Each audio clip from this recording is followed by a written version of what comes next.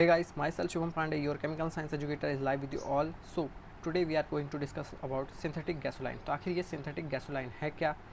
ये एक बहुत ही इंपॉर्टेंट टॉपिक है, पर ये किसी किसी यूनिवर्सिटी में आता है, किसी किसी यूनिवर्सिटी में नहीं आता, इसीलिए मैंने इसको कंसिडर नहीं किया था। पर मेरे एक व्यूअर ने कहा मुझे कि उनके यूनिवर्सिटी में आ रहा है, तो इसीलिए आज ये कंसिडर किया जा रहा है। ठीक है, तो the synthetic gas can be converted into methanol using ZnCu। अभी अगर इसको हमें समझना है तो इससे पहले हमें इसकी थोड़ी सी पहले फिशर-ट्रॉपिश सिंथेसिस के बारे में जानना पड़ेगा, जो कि एक रिएक्शन होती है रेड कोक की और स्टीम की। स्टीम मतलब वाटर को हाई टेम्परेचर में लेके जाते हैं, और एक रेड कोक मतलब कार्बन को हम लेके जाते हैं, तो हमें वाटर गैस, कार्बन मोनोऑक्साइड और हाइड्रोजन मिलता है, जिसको हम मिक्स करके बोलते हैं वाटर गैस। ठीक है, तो ये वाटर गैस फॉर्म होती है। उसका the mixture of H2 and CO is also called synthetic gas, और इसी के मिक्सचर को हम कहते हैं सिंथेटिक गैस या फिर syn gas. It can also be obtained by mixing methane. ये मीथेन और वाटर से भी ऑब्टेन की जा सकती है, पर इसका वो रहेगा, यहाँ पे 3 मोल हो जाते हैं और यहाँ पे सिर्फ एक ही मोल यूज़ होता है। ठीक है, हाई टेम्परेचर हाई प्रेशर में। This process is called steam reforming. अगर हम मिथनॉल से इसको बना रहे हैं तो स्टीम रिफॉर्मिंग, अगर हम H2 और CO से बना रहे हैं तो इसको सिंथेटिक गैस कहते हैं। ठीक है, अब बढ़ जाते हैं हम हमारे सिंथेटिक गैसोलाइन पे। ठीक है, तो the synthetic gas can be converted into methanol using Zn और कॉपर ऑक्साइड कैटलिस्ट। ठीक है, तो अब देखो, हमारा जो वाटर गैस था, मतलब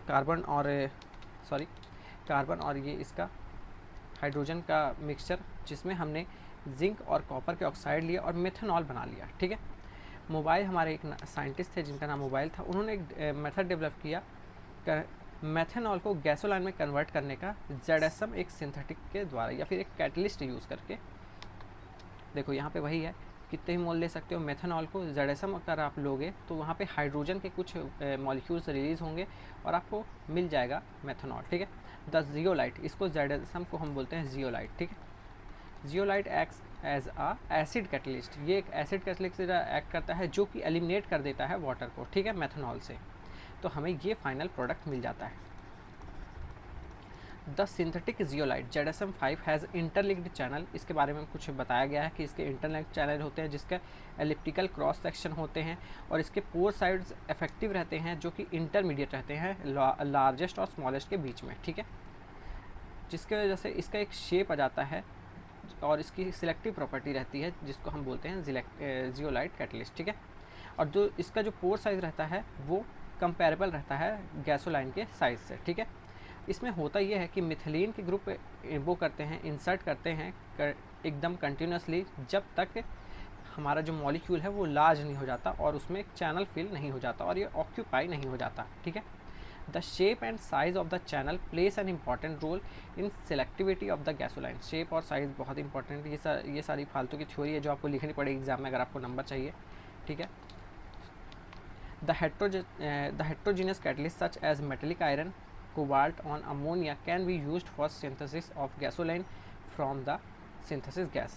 अब यहाँ पे आपसे ये पूछ लेगा एक चीज़ कि अमोनिया के अलावा, ठीक है, मतलब ये ZSM5 के अलावा हम ऐसा क्या यूज़ करें जो हमें गैसोलिन के सिंथेसिस में हेल्प कर दे। मेटेलिक आयरन रॉड या फिर कोबाल्ट के अमोनिया हम यूज़ कर सकते हैं।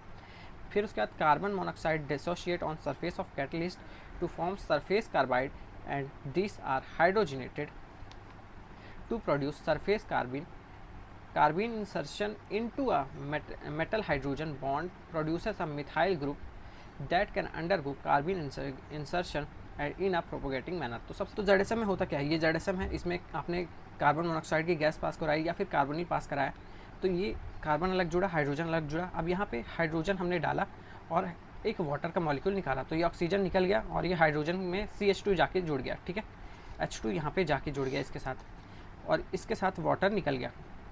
इसी तरह 3 H2 जुड़े। अब होता ये है कि ये H इसके साथ जुड़ गया, अब ये H इसके साथ जुड़ जाएगा, तो ये देखो। ठीक है, फिर होता ये है कि ये इसके साथ जुड़ जाएगा और एक लंबी चेन का फॉर्मेशन होगा, तो यही हमारा सिंथेटिक गैसोलाइन। सो आशा करता हूँ आपको ये वीडियो समझ में आया हो। हालांकि इसमें कुछ समझने लायक था नहीं, ज़्यादातर थ्योरी था, पर मैंने अपनी तरफ से पूरी कोशिश की है कि आपको समझ में आया हो। अगर आपको ये वीडियो अच्छा लगे इसको ज़रूर लाइक कर देना, चैनल को सब्सक्राइब करके जाना। मिलता है नेक्स्ट वीडियो में, तब तक के लिए बाय बाय।